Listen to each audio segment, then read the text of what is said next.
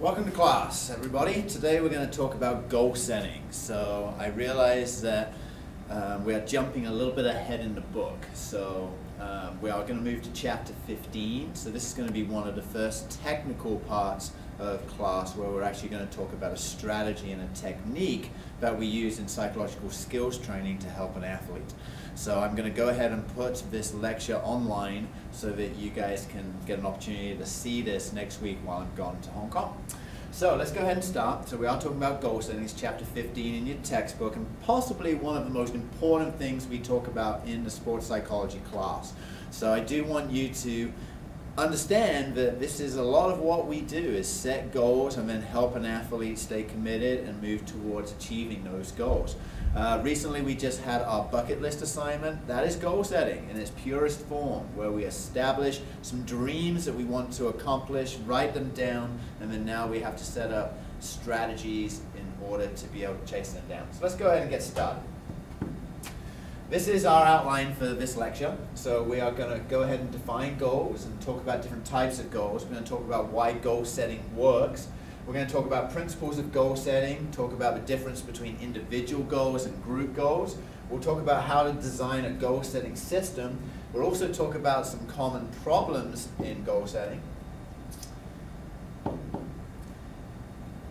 Let's go ahead and start by defining the two different types of goals. We have subjective goals and objective goals. For instance, if you take an objective test, it would be like a multiple guess test where you have 4 possible answers, A, B, C, or D, and we're looking for the correct answer. So we can objectively measure your knowledge by how many questions you get right. That would be an objective test. So just like we can have an objective test, we can have an objective goal, something that's very easy to measure. For instance, maybe somebody has a goal to run a 4:40 mile. So we can measure that very easily by just taking a watch and measuring to see if they are successful in running 4 laps of the track in under 4:40. So that would be a very objective goal. Now, subjective goals are a little different. A subjective test might be, for instance, an essay question asking, what do you think of goal setting? Another subjective question might be, what brings you happiness? Well, happiness is an intangible construct. We don't all agree what happiness is. We can't plug ourselves into an electrical outlet and get a number for happiness, so it is more subjective. So a subjective goal, a general statement of intent, such as having fun or doing one's best. A lot of people have New Year's resolutions to do better in school. Well, doing better in school, what does that actually mean? That's kind of subjective. You know, maybe for some, doing better in school is carrying a C average instead of a D average. For others, getting an A in every class, maybe doing better in school. So subjective goals, not as useful in sport as objective goals. Objective goals here, we call this attaining a specific standard of proficiency on a task, usually during a specific time frame.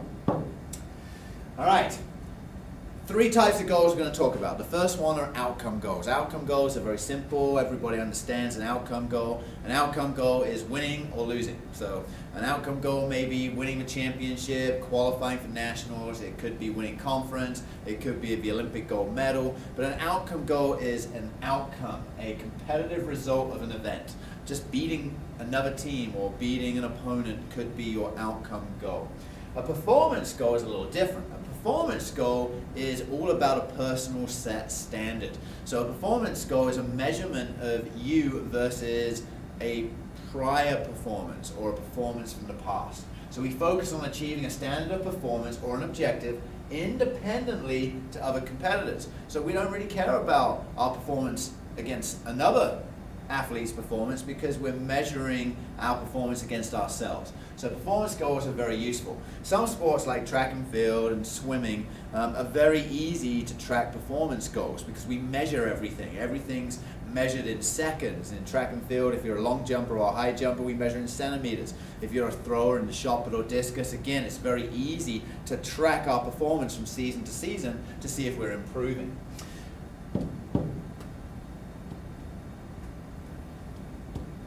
All right, process goals are our third type of goals. Process goals are the stepping stones towards achieving either an outcome goal or a performance goal.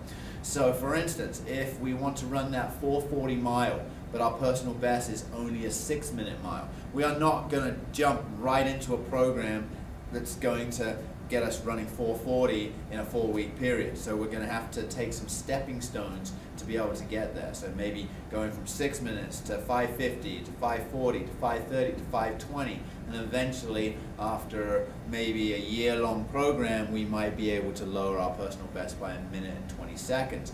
But some of the process goals we may have in order to be able to reach that outcome or performance goal are to do certain things. We may have to improve our core strength.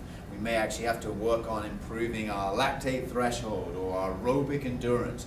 We may have to do the little things like making sure we're eating the right things, making sure we're getting enough sleep and enough rest. So lots of things, all of the little stepping stone things that will help us get to our performance goals. So we can talk about these a little bit more specifically. So there again we have our outcome, performance and process goals. They all play a role in behavioral change. So the key is knowing where to focus each goal. We shouldn't focus all of our attention on just winning. That's a problem. So, I know coaches want to win and they put a lot of emphasis on winning, but an outcome goal by itself is not going to be as useful as if we have each individual athlete on our team working on improving their performance. So we like to use a combination of all three types of goals when we're working with athletes. So an outcome goal can facilitate short-term motivation, but unfortunately we're dealing with a lot of anxiety in competition. So if our only goal is to win games and our only goal is to win a championship, what happens then when we maybe go on a 2 or 3 game losing streak? So athletes can get disillusioned and then maybe their confidence goes down. So that can be a real problem if our only goals are outcome goals. What happens when we see halfway through a season that outcome goal we set is now impossible to attain? And if we go 0-10 to start a season that is only 20 games long, it's going to be very hard to make a postseason. So in that respect, athletes will perhaps completely give up on helping the team be successful if there were only outcome goals set. So we do have to be very careful and understand that we can have quite high anxiety, trait or state anxiety, before or during competition if our whole emphasis is on an outcome goal. Okay, performance goals. Let's talk about performance goals and process goals.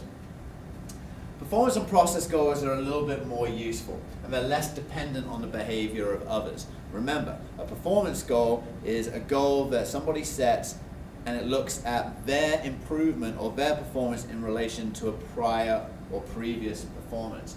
Performance and process goals are particularly useful before or sometimes even during competition. Many track and field athletes that I've coached in the past, we may actually use some of the early season competitions to get our athletes learning how to race, learning how to run certain splits on the way to running faster times later in the season. It's not unusual, for instance, for me to have some distance runners maybe use a 5,000 meter race as training for their 10,000 or their half marathon. And maybe we use that race to work on running a certain type of split. So we actually have a process or a performance goal built into a competition. Too much focus on a specific performance goal, i.e. running that personal best, can sometimes also create anxiety. So we have to be very careful and be very conscientious about how we guide our athletes when we set goals. All right, process goals have all the advantages of performance goals because, again, process goals are usually very individual oriented. Outcome goals are more collective and may involve the whole team or be sort of the end product of something we want to achieve down the road. But process goals also are like performance goals in that the individual has some ownership over those. Okay, so we mentioned earlier that subjective goals are not actually a big focus in sport and exercise psychology. In fact, there's actually little information in psychology research on the use of subjective goals. For instance, we know we want to get stronger, but we can't really measure, or we can measure strength, but strength is going to be different for everybody and different for each individual person. So now we can objectify strength by saying we're going to measure strength based upon their squat or the athlete's bench press, or maybe look at some of the Olympic lifts, what the deadlifts or the clean and jerk, or what an athlete can clean as a measurement of strength. That would be appropriate, but subjective goals by themselves are not very useful. So considerable attention has been paid to subjective goals in other areas, like in business or organizational management, or in, well, right there, applied business management literature, but again, not so much in sports. So the key to subjective goals, we identify and clarify our personal values and priorities via subjective goals, and then we link those subjective goals to specific objective goals. So that's when subjective goals can be useful. Maybe we do have a goal to be happier this year. Well, what does happy mean to us? Happiness could be finding a positive relationship or maintaining better relationships with roommates, family members. Maybe that leads us to happiness. Well, how do we do that? Maybe we set up some objective goals, such as make time once a week for family dinner. Maybe that's an opportunity then we can sit down and talk to family and become closer to family. Well, that's an objective goal. It's something that we can measure. And that really is the key difference. Objective goals are measurable. Subjective goals are actually not measurable. So, the question, is goal setting effective? Well, I think we can all accept that it really is, because we read so much in research literature that supports goal setting as an effective strategy. And in fact, when we do dive into the research in business and general psychology and education, we do find that goal setting works extremely well in terms of enhancing performance. I mean, goal setting's been around a very long time. In many research studies, in fact, I read a research study fairly recently, it actually says that 100% of all Olympic level athletes use goal setting. Now, it may be more informal goal setting, or rather than writing it down and then following a program directly aimed at achieving those goals, but every Olympic athlete does use goal setting, and 100% of coaches who work with elite athletes also use goal setting. The goal setting research has actually demonstrated in over 90 different studies with over 40,000 participants across 20 different countries that goal setting is effective. And in a meta-analysis, which is a statistical review of all of the literature, it actually talks about this in your textbook, it also finds that goal setting is an effective psychological skills technique. In sport exercise psychology, we also find that goal setting has been proven to work very well. But not necessarily quite as well as in business. In business, we measure productivity, and it's very easy to track sort of sales figures. We can look at revenue versus expenditures. We can do a whole bunch of things with numbers. But in sport, we deal with the human factor, and the human factor makes it a little harder for us to objectify everything that we do. And a lot of sports, for instance, we can't measure quite as easy as a track and field athlete running a 4-minute mile. How do we measure whether a soccer team is improving? We could look at a win-loss record, but maybe the win-loss record doesn't tell us the whole story of how well that team is doing and whether that team is improving. The same in many other team sports. We like to keep statistics for everything in America. So we have statistics for every possible category you can think of for baseball and football and basketball, but sometimes it's still very difficult to objectively assess whether goal setting is being as successful in sports.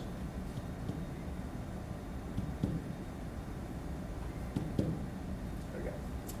All right, so let's go back to the research. Almost all athletes do use some form of goal setting to enhance performance. And I mentioned about the Olympic level athletes. Elite level athletes use goal setting more so than perhaps our sub-elite athletes. The top 3 goals that athletes generally give that motivate them to perform is improved performance, which we've already talked about in the class, winning, and then enjoyment. And enjoyment is probably still the #1 motivation, the #1 goal for youth athletes under the age of 11. Athletes prefer moderately difficult, and very difficult goals. That's interesting. Athletes, when compared to non-athletes, prefer much more challenging goals. Well, I think that's the nature of our sport. That's the nature of what we do. So, if we're in athletics, we like to be challenged. And in fact, there's nothing worse, and we'll talk about this in a later lecture, there's nothing worse than coming up against an opponent that we can beat very, very easily. That's not fun and causes us to perhaps be bored or maybe apathetic and doesn't challenge us and is definitely not as exciting. Likewise, if we set goals that are just too easy to accomplish, then we're not as excited to perhaps go after completing them. Major goal barriers for college athletes. Perhaps some of you can relate to this. Lack of time, stress, fatigue, academic pressure, and how about this one? Social relationships. This could be relationships with family, peers, teammates, boyfriend, girlfriend type relationships. These tend to be our major goal barriers for athletes who are engaged in collegiate athletics. The goal barriers for Olympians are similar, but perhaps just a little bit different. Lack of confidence. That's an unusual one. You would think that an Olympic level athlete has no problem with confidence, but also understand at the level they're competing, there are no gimmies. There's definitely no gimme wins, and the challenge up there is very intense. So there is going to be perhaps a little bit of lack of confidence. I still remember when I first came to the United States. I was actually a track and field athlete at Clemson University, and I went a 2-year streak as a junior in my country, in Great Britain, never losing a 400-meter race. So I was on a great streak. I won my national competition, the national juniors, the national All England schools and county championships. I was pretty strong coming to college in America.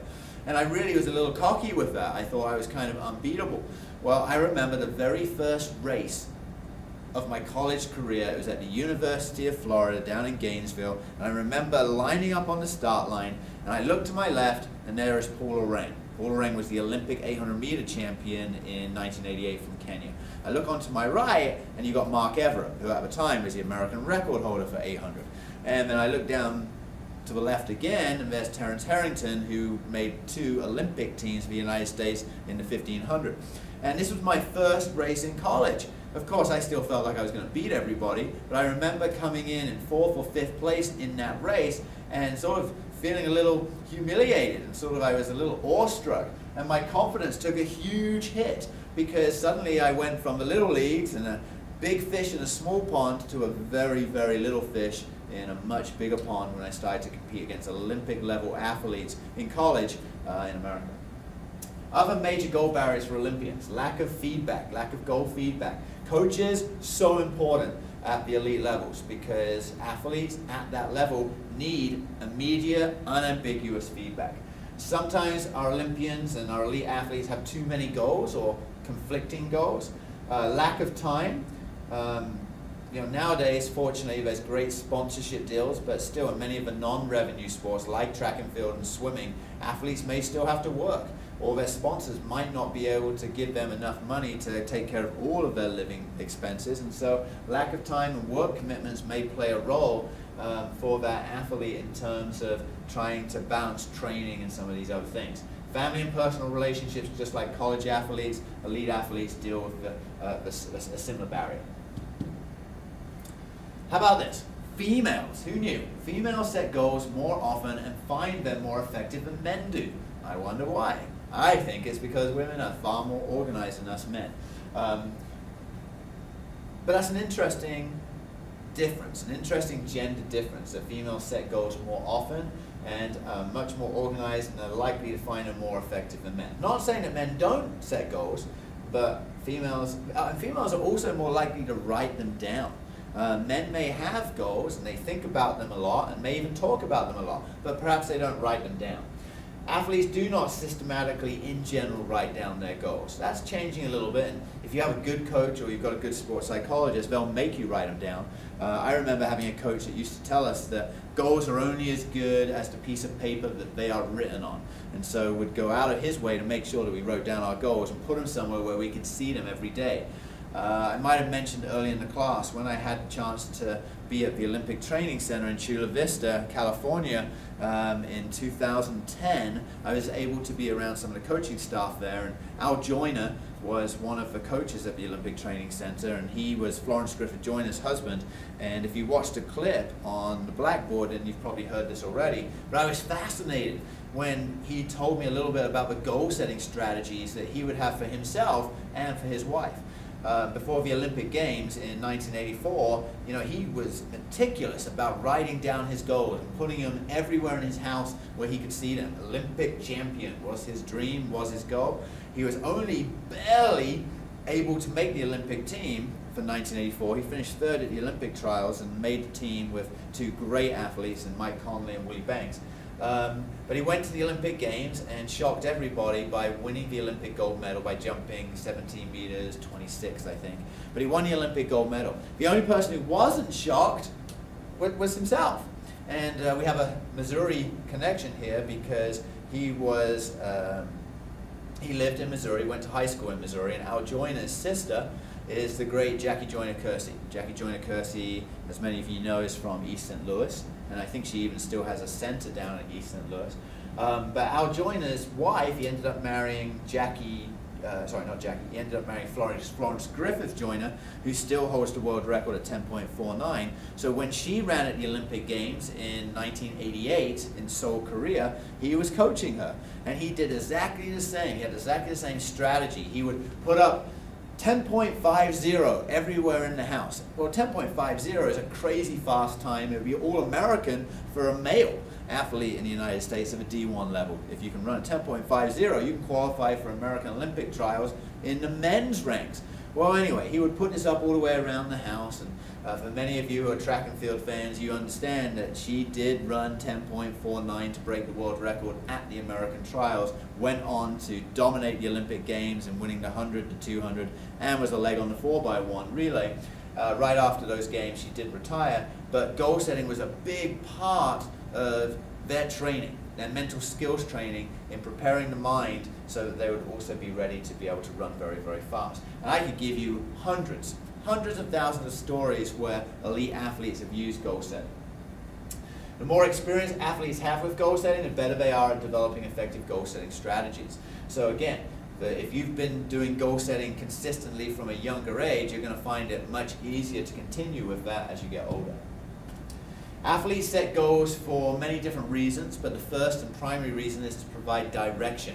So it allows focus and direction and helps them stay on task. Athletes also use multiple goal setting strategies, and athletes who do use those multiple kind of strategies exhibit the best performances. Finally, individual differences must be considered. So we must build in individual difference when we consider goals. It's very difficult sometimes when we have so many athletes on our team to individualize everything we do. But good coaches will treat different athletes differently according to their personality. All right, why does this thing called goal setting work? So we have a direct explanation for it, and that involves direct attention to the important elements of a skill. Is kind of key. So when we have a goal, our attention and focus is going to be on whatever that goal is. So that would be the attention factor. Also, goal setting mobilizes and allows an athlete to be persistent and committed to whatever the effort is. There's persistence and fostering the development of new learning strategies. Sometimes goals are appropriate when we're having to learn how to do something new. I remember when I was head coach at Lindenwood, we had a lot of very strong throwers come into Lindenwood. Well, in high school, you only learn how to throw the shot and the discus generally, because they're the only two competitions we have at the Missouri State Championships. Well, when you come to college, suddenly you get the opportunity to throw the javelin, and you get to throw the hammer. So two different throwing events. Well, sometimes, we'd have these great throwers, incredibly strong, but they would be motor morons. They would come in and they would just have a real problem picking up a new event and would get disillusioned and frustrated really quickly. So we would have to break these new events into little constituent parts and really teach them slowly and have goals for each different part of the new throwing event.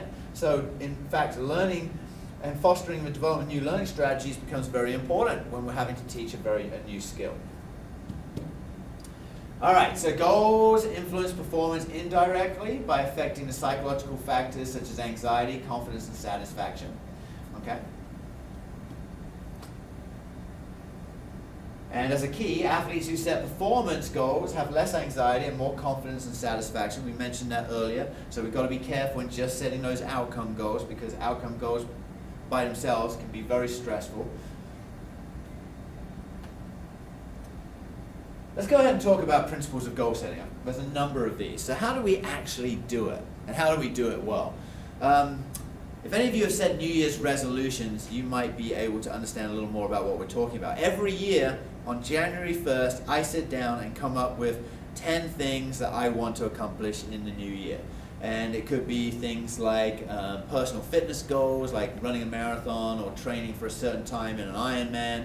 It could be writing goals, publishing a book, or it could be spending more time with friends and family. But generally, most of my goals are related to things that I want to accomplish. It could be visiting a new place. It could be helping a certain athlete accomplish a dream goal. I don't know. So a whole bunch of different things. But resolutions are really goals. And when we set resolutions at the start of the new year, or when we set goals for ourselves, we've got to consider these things. And these are some principles of goal setting. First of all, we've got to make sure they're as specific as we can make them. For instance, if I want to run and compete in an Ironman and successfully finish an Ironman, which many of you know is hard work. It's 2.5 miles of swimming, or 2.4 miles of swimming, 112 miles of biking, and 26.2 miles of running. So it's a pretty intense competition right just there. So many people may just have the goal to just complete an Ironman. So maybe that's your goal, complete an Ironman. Well, that's a pretty good goal, because you can objectify it and you can actually see after you compete in the Ironman, did you finish it? If you did, great, you achieved the goal. But if you've competed in one or two already, and you know that your body can actually get through the Ironman, now it's time to perhaps have some time goals. So for instance, for me, I would love to be able to get my time in the 2.5 mile swim down closer to right on top of an hour. I haven't broken an hour for that swim in open water. And on the bike, get my bike time down to like 4 hours, and then obviously in the run, I'd love to do an Ironman marathon, under 2:40. So, that's moving for a marathon. So we want to be as specific as we can when we set our goals. Set moderately difficult but realistic goals. So realistic goals are very, very important. Sometimes, I get to work with athletes and I ask them, what do you want to accomplish this year? And they tell me what their goals are, and quite honestly, they're horribly unrealistic. I remember working with a sprinter while I was in Hong Kong, whose goal was to run, 9.99 for the 100 meters. Well, realistically, that's not going to happen, particularly as his personal best was only 10.49. So taking off a whole half a second off his personal best in 1 year, in one season, in 100 meters is probably not going to happen. So, we've got to be very careful when we're helping athletes set goals to make sure that they're still moderately difficult, but most importantly, they're realistic and can be attained. Set long-term and short-term goals. Both are important. Long-term goals may be for the whole season, and an outcome goal is sometimes a long-term goal. And then the short-term goals are the goals like the stepping stones towards that outcome goal. All three goals are important, so we want to set performance goals, process goals, and outcome goals. It's very important to set practice goals as well as competition goals. So we shouldn't just focus on competition, because remember, the things that we do in practice, if we do them well, translates to better performance in the competition. So both types of goals are important, practice and competition goals. And finally, we've got to record those goals. Not only do we want to record our goals and write them down, we want to record our progress. Another thing that I like to do is update my journal every day. I write just a little